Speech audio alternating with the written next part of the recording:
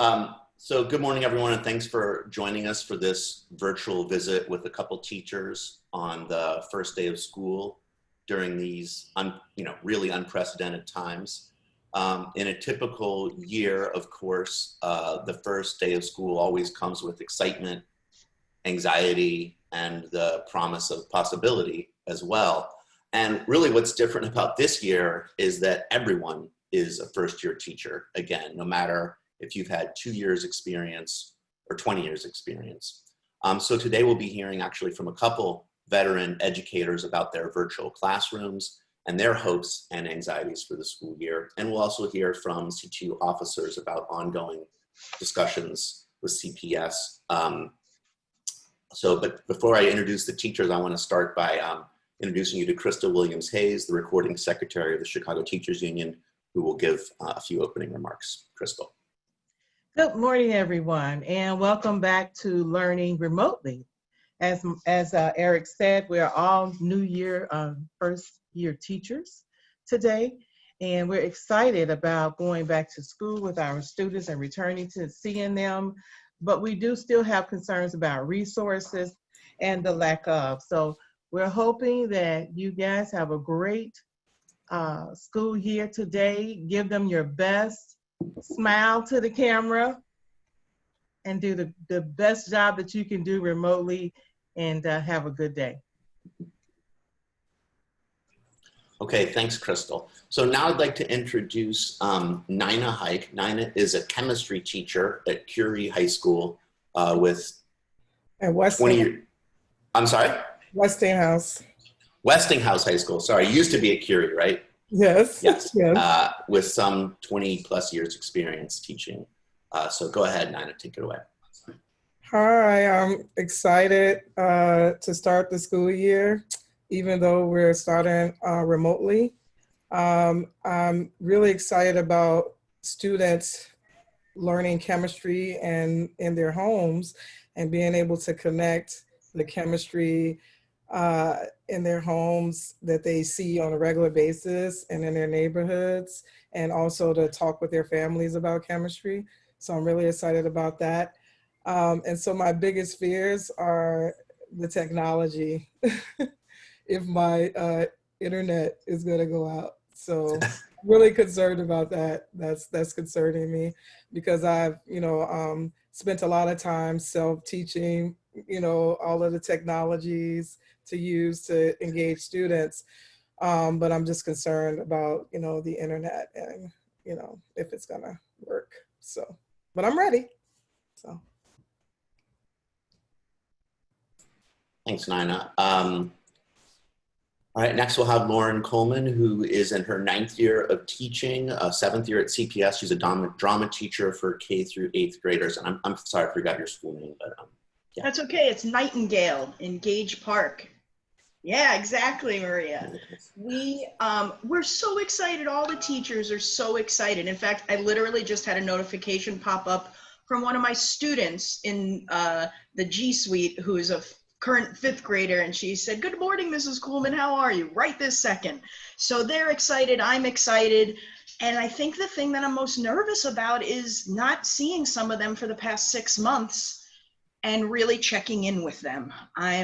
My Nightingale was, and the area surrounding Gage Park was hit very hard by COVID. And so I really don't know how my families are. I don't know if people lost people. I don't know where they are with food insecurity and all kinds of just emotional help. And that's going to be my driving force for as long as I need it to be. SEL component, especially in the drama classroom, we all just work on building ensemble and community to begin with.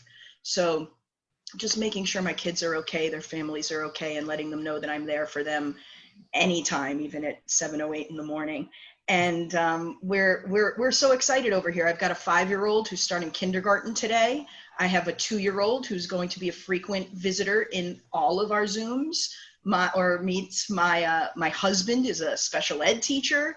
And so our house is embracing the chaos. That is how we're going. And we also, we're just so grateful that we are remote, the challenges that we'll face are nothing in comparison to what we could have faced in an unsafe environment, and how some of our CTU brothers and sisters are facing right now as clerks, as staff in the schools. There's lots of schools that are still very, very unkempt, and that's very concerning because they're people who we care about very deeply too. But yeah, I'm very excited. I can't wait to log in. I have got like 4 monitors all around me. I feel like I'm you know, producing the Emmys or something. And I have contingency plans when and if the internet goes out. I've got a phone when my kid has an emergency, and I'm going to be running around my house with the camera, with the iPad, whatever it needs to be, whatever it takes. We're ready. We're going to go for it. We're going to do it. And I think that the other thing that teachers are faced with is dealing with, you know, racism, right? And so that was the other pandemic that came to the foreground during the COVID crisis. And so hopefully we can all navigate that together as teachers, and also, you know, in the communities too. So that's something else that we definitely have to be thinking about today. Thank you, Nina. Great, so I'm gonna turn it over now to Maria, who's gonna speak for just a couple of minutes in Spanish, and then I'm going to open it up for questions from the media that's here. If you have questions, I'll be calling on you to ask them you know, live if you like, and you can just use the hand raising function to indicate that you'd like to speak, or you can just type them into the Q&A. I'll read them out and we can get them answered that way. We'll take as many as we can. Okay, so go ahead, Maria. Thank you. Buenos días, soy María Moreno, secretaria de Finanzas del Sindicato de Maestros de Chicago. Hoy presentaron 2 maestras veteranos de las escuelas públicas y nuestra secretaria, Crystal William Hayes. Lo que estamos diciendo hoy es que extrañamos a nuestros estudiantes y estamos felices a regresar a enseñarlos, al mismo tiempo que sabemos que ellos necesitan nuestro apoyo. Nuestros estudiantes y familias merecen empatía, equidad y flexibilidad al entrar en otro año escolar. También estamos preocupados que no tienen todos los recursos que necesitan. Hemos tratado de negociar con CPS, pero es muy frustrante, pero seguiremos adelante. Hoy presentó a Nina Hake, una maestra de químicos en la secundaria Westinghouse. Está bien excitado de enseñar de modo remoto desde su casa. Su preocupación grande es que aprender el tecnología, todo solita ella de hacerlo. Su preocupación más grande es que se le va el internet. Y ese es un gran problema porque está bien preparado, pero está excitado de enseñar. También presentó la maestra Lauren Coleman de la escuela Nightingale. Es una maestra de drama. También está bien excitada en ver sus estudiantes que no los ha visto por 6 meses. Está bien preocupado porque la comunidad donde ella trabaja, Gage Park, ha sufrido mucho por la pandemia del virus. Muchos están en falta de comida. Hay preocupaciones sobre sus condiciones emocionales y sociales, pero ella está allí para ayudarlos, a enseñarlos. En su casa tiene un hijo de 5 años que va a comenzar el kinder y tiene otro bebé de 2 años que va a ser visitante en sus clases remotos. Aún también tiene su esposo que es maestro de educación especial.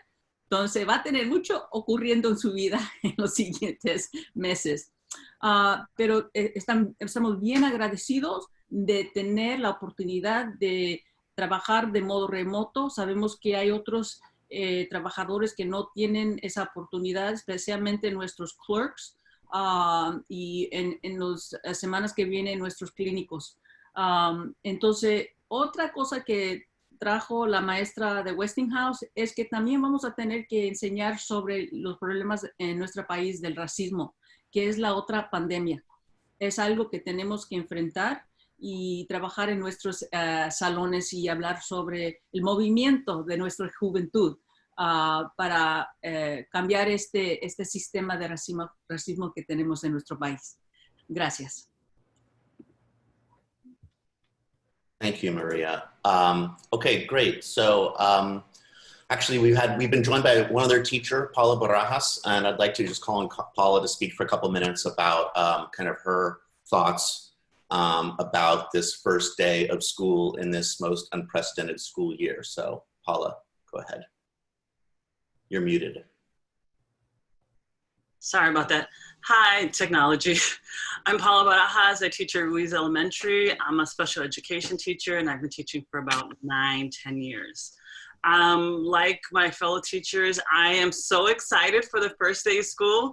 Normally, the first day of school brings us butterflies to the teachers, to the students, to their families, more so now during the obstacles in front of us. But I also wanted to speak specifically to the parents, the teachers, and the students with disabilities.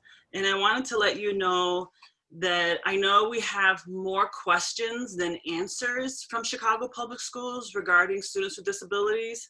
And it breaks my heart. And I want to let you know that your teachers and your staff are here for you. And we're going to do everything we can to support you. I'm still hopeful. I know our Chicago families, our Chicago teachers, our Chicago students are strong and resilient, and we will get through this together. We have been teaching since March. We have been learning since March. We will continue to do so. We will continue to overcome obstacles. Okay, I just wanted to let you know that. Thank you, Paula. Okay, so I'm gonna open it up for questions. I've already got a couple. Folks here, panelists, you can follow along as the questions come in by looking at the Q&A as well. So the first question comes from Sarah Clark with WBEZ. She says it's too early to be on camera, first of all. She says, so she's asking me to read it. So are you hearing from your families that most have computers and an internet connection? So to the teachers here, what are you hearing from families about access to devices and connectivity for your students? Feel free to jump in. So, I think today is the day that we find out. right. I agree. I've seen, some students emailing and parents filling out surveys, but it's only a few. And so at 8 o'clock, that's when we'll find out. Yeah, unfortunately, last week, teachers were given maybe half a day to call parents and families. It wasn't really built into our schedules. And so we really didn't have the time that we wish we would have had to make calls repeatedly to family, to even do some voluntary home visits if we wanted to knock on doors with our mask on, of course, safely. That time wasn't built into our schedule. So a lot of it is on today, unfortunately. I mean, I had the luxury of teaching summer school and had a few of my students on my caseload in summer school. And I tackled that issue all summer with them. And was very much so like, if your technology is not working and I see it's not working now, I need you to go back to that school. I need you to get new technology. I need you to call CPS right now. But that wasn't built into our first week professional development with CPS, unfortunately. Thank you, Paula. I even, just to add on, I have, since last spring, just always left my email open for any of my students. And I had a former second grade mom email me through her son's account at 10 o'clock last night while I was still working on my lesson plans. And they needed help because they couldn't figure out how to get into their son's Google Classroom and find the meetings. CPS populated Google Classrooms for all the teachers and gave all of us so much more than we needed. And then we had to go in as individuals and take all the ones out. I teach over 40 classes in a week, and they gave me more than 40 classrooms. So there was so much going on with that we don't even know sometimes right now who is in our classrooms. They would take students out and then put them back in. Teachers would remove them and they'd put them back in. So there's a lot of Google Classroom issues that comes not from the teachers. We've been trying to troubleshoot it all week. Thank you, Lauren. Okay, basically you folks kind of answered the other question, but I'll read it out. And then, I see that Yana and Mugo have their hands up. So I'm going to call on Yana next, but just you can keep this other question in mind, which is kind of a follow-up to what you all just said, which is because Nina had expressed concern about her internet going out. And the question was, well, is CPS inviting you all to teach from your schools where, is the internet connection there better? Well, that's a good question. I don't know the answer to, so you guys can answer that. But you've already kind of started to get into, is the district providing any tech support? So, I see. And then Yana just looks like she wrote her question in. So I guess I'll just read it. Yana's question is, by the end of the school year, around 500 students had been out of touch with schools since the buildings closed. Do any of you have any students like this? Are you expecting them back this spring? How has your school tried to address this problem over the summer of kids that just kind of fell out of communication altogether after the closure? So that's a good question, Yana. And actually, I think I can answer both questions really quickly. So for Nancy's question, we were offered, our principal did say that CPS has offered us to come in the building. I personally would not. Have a child with a very severe heart condition and have another child with asthma. And I don't think the schools are safe right now. And then the second one was, I've been very concerned. I had 2 students on my caseload who I did not see in the spring. One I found out later from my case manager had a few people in his family who had COVID, were older people, and the family was scrambling to try to figure out how to shift children and things of that nature. The other student, his mother had to take on extra shifts. And so because he wasn't self-sufficient, he was the one who was unable to really get on, although his brothers and sisters could. I haven't heard much over the summer. And I know my administrator is a very caring person, but I think she was inundated with all the new policies and practices that were pushed on her by CPS. As Lauren said, policies and practices that weren't worked out with teachers in collaboration that we are now playing catch up with. Thank you, Paula. If anyone else wants to take a crack at that, feel free. Otherwise, I will ask Mugo to ask. I did want to just point out that, yes, the opportunity was given for teachers to come into the buildings. The buildings are not cleaned to the point of what the public is being told. I've had teachers go into the schools during this first week where it was, no students have even been in, and they came into an open used Pepsi can on their desk. They're supposed to clean up. That's just one of so many issues. And personally, we have so many people with unknown health conditions. Mine I've made known, but I have an immune compromised system, and it is completely unsafe for me to put myself, my family, or my family to put me at risk. So going into those buildings to get a better internet connection is not a possibility for many of us. Yeah, for me, my concern is that, me potentially giving the virus to a student or them giving it to me, and then the weight of that, emotionally for me and the students. So even though I love chemistry and I want to do experiments, we're going to do experiments at home. Thank you, Nina. Okay, I'm going to ask Mugo to ask his question. Mugo Adigwe, hopefully I pronounced your name correctly. Please, yeah, you actually did. Great job, because not everyone did that right. So my question is, I know you teachers have wanted to start with remote learning from day one, and obviously that's what you got. And the district says the goal is to sort of revisit this whole thing by the second quarter. And so are you guys in communication with them as to what this rubric is going to look like? Are you aware of what they're using to determine if you should then move to a hybrid learning? I see lots of shrugs and shaking of the head. Does someone want to?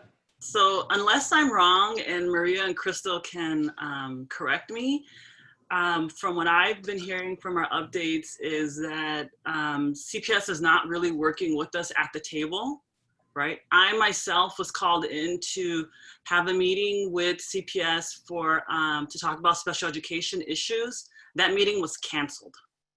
I know people on the joint committee that is a contractual joint committee between CPS and CTU. The suggestions that have come from teachers about how to move forward with determining safety have been ignored. So no, I don't think the district is sharing anything with us or collaborating with us in any way, shape, or form on when it's going to be safe in November. And unfortunately, it took a fight from the teachers, because we care about our families and ourselves, to make remote learning happen. So I'd like to be optimistic, but I'm not sure that that is going to happen based on history.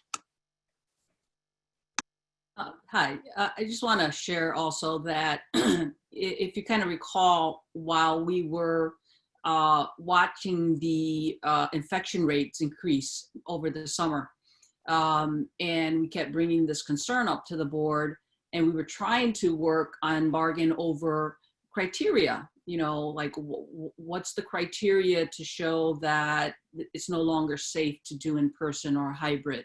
And they were changing the goal line, you know, they would make it even a higher positivity rate, or even in negotiations, their health expert couldn't answer, how do you calculate the positivity rate, right? And so they were giving us vague answers, delivered or not. And so in essence, because they wanted a return, the mayor wanted a return into in-person learning. So, and so that's the issue and the problems we're dealing with is lack of transparency on the part of the board, and an unwillingness to actually listen and to bargain in good faith, right? And so as we get closer to the second quarter, we are going to be looking very, very, very eagle-eyed on what is happening with the virus, and we're going to be prepared to fight again. Our priority is the health and safety of every single one of our members, their students, and the community as a whole, right? And so if the board and the mayor aren't going to do that, we sure as heck are not going to let our guard down. Thank you. Thanks, Maria. I think Stacy's joined us, but maybe having some video issues. Stacy, are you there? I'm here. I don't know why the video isn't working. Sorry, but at any rate, good morning, everyone. You know, as many of you already know, I'm the mom of 3, and so you know, we've been getting things ready to go this morning, and I just thought it was necessary to high five our members, all the workers, in fact, who are embarking on this remote learning journey with their school communities. It's not going to be an easy task, but educating our students here in the city of Chicago has never been an easy task. My heart goes out to the family of the 8-year-old child that was murdered yesterday. My heart goes out to her school community, the educators who know and love her, and her classmates who are going to feel a deep sense of trauma this morning when they hear this. And so, again, it's not easy. And people like Nina, people like Paula, people like Lauren, they get it done, and we appreciate their work. If we have class rosters, please thank your school clerk who was, you know, forced back into school buildings to do work that they've been doing remotely since March. If you are able to log on this morning, please thank the tech coordinators and our school communities who have worked tirelessly to make sure that those who are with those who have a device, those who have broadband, are able to do it, because I know that I had my fair share of emails and phone calls with my children's teachers over the last week. So I am grateful that we have people who can figure it out, pivot, and move it into place for the city of Chicago. I am glad that we have families who know how important the connections with their school communities are. And we're going to work very hard with our students this year to make sure that ends meet and that we're able to offer folks exactly what they need. Eric, have we gotten questions yet? Yeah, we've got one more. We've taken a couple, and we've got now another one from Nader Issa from the Sun-Times. He says, the first day of school, it always has this unique energy with lots of screaming and laughs and crying, which is a good way of putting it, I think. And he says, is there a way to channel that energy to try to match the experience for students virtually? That's an amazing question, because I had to yell at my kids until after 11 o'clock last night to go to sleep. They were excited. And I know many families have figured out how to transfer that type of excitement. Many families don't have the opportunity to go school shopping. Some did, even if it was a small trinket to signify remote learning. Kids are experiencing the first day of school. I can tell you that our members are experiencing the first day of school. It has been nothing short of amazing seeing all of the avatars that they've created for themselves, the virtual classrooms that have been built, the classrooms that they've built in their dining rooms, their bedrooms, or their basements. I'm looking at Paula right now and all of her manipulatives hanging from the back. I'm looking at the whiteboard that Lauren has erected, the Black Lives Matter banner that Nina has there. Like, this is indicative of how our members are trying to leverage the actual natural excitement you get from embarking on a new school year and to what we are doing virtually. It's not going to be easy. It's not the way that school is supposed to be done. And we're going to figure out how to do it. Look, back in March, we were confronted. The entire city was confronted with what our members know on a everyday basis. We know that the social safety net in the city of Chicago has been shredded, and that we work daily to put duct tape on it for it to work. And the teachers, the paraprofessionals, the clinicians are doing the same thing virtually. I know some families have gotten calls and visits from members who are seeking to connect them back to it. So it's exciting. It's the beginning of a new school year. We are always excited at the possibility of what it holds, and happy to be a conduit to it. Thank you, Stacy. Anyone else wanted to say anything to that? I just think, I'm a drama teacher. I bring energy that is kind of above and beyond and sort of embarrassing for many of my students. But our whole goal is to be bold and be brave and take risks and teach confidence and teach self-love and all of those things. So my energy is going to be through the roof when I see these kids. If they turn on their cameras, I am going to cry because I've missed them. That might be an incentive for me to get them to turn it on. If you want to see Mrs. Coleman cry, let me see your faces. But I have all kinds of tricks and games and lessons. I'm creating content for drama that should be in person, but I am going to make it so fun, so engaging, so much of what's happening on camera and off camera and how we can use that, how we can make scenes. My mind is exploding with possibilities. So I'm not worried about the energy that I'm going to bring or my teachers and my fellow teachers. I know we're going to bring our A game. And when we bring our A game, our students bring it back. They give what we get.